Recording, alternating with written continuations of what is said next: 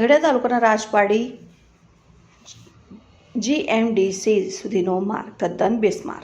વારંવાર રજૂઆતો કરવા છતાં કોઈ નિરાકરણ નહીં. GMDCથી રાજપાડી ફાટક સુધી સિલિકા વહન કરતી ટ્રાન્સપોર્ટની ગાડીઓને બિસ્માર માર્ગને કારણે અવરજવર માટે મુશ્કેલી. GMDC માર્ગ પર સિલિકા પ્લાન્ટો મોટા પાયે ચાલતા હોય તેમજ સરકારી દવાખાનું પણ આ માર્ગ પર આવેલું હોવાથી નાની મોટી ગાડીઓ અત્યંત બિસ્માર હાલતમાં માર્ગ પરથી પસાર કરવી મુશ્કેલ. GMDCથી રાજપાડી સુધી સિલિકા પ્લાન્ટો ચાલતા તેમાં સિલિકા વહન કરતી ટ્રાન્સપોર્ટ એસોસિએશન દ્વારા બિસ્માર માર્ગને કારણે GMDC ખાતે ભેગા થઈ લેખિતમાં રજૂઆત કરવામાં આવી. સિલિકા ટ્રાન્સપોર્ટ એસોસિએશન દ્વારા જો GMDC દ્વારા તાત્કાલિક ધોરણે બિસ્માર માર્ગની મરામત કરવામાં નહીં આવે તો આગામી દિવસોમાં ટ્રાન્સપોર્ટની ગાડીઓ બંધ કરવાની ફરજ પડશે.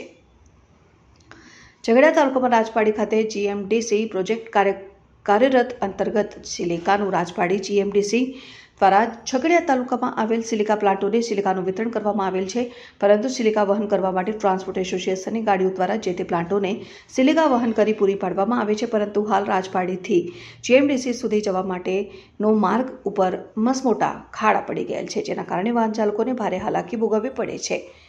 મસમોટા ખાડાને લીધે માર્ગ તદ્દન બિસ્માર હાલતમાં બની જવાથી અકસ્માત સર્જાય તેવી શક્યતાઓ સેવાઈ રહી છે.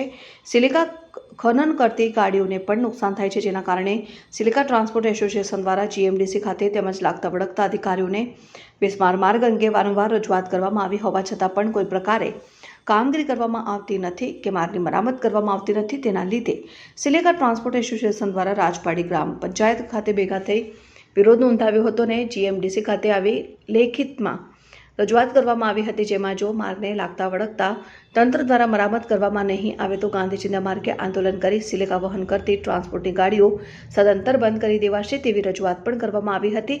પરંતુ એક દુઃખની બાબત એ છે કે રાજપાડીથી GMDC માર્ગ પર સરકારી દવાખાનું પણ આવેલું છે, જેમાં સારવાર માટે આવતા દર્દીઓને પણ પોતાના નાના મોટા વાહનોને લઈને આવવા જવા માટે મુશ્કેલીઓનો સામનો કરવો પડે છે.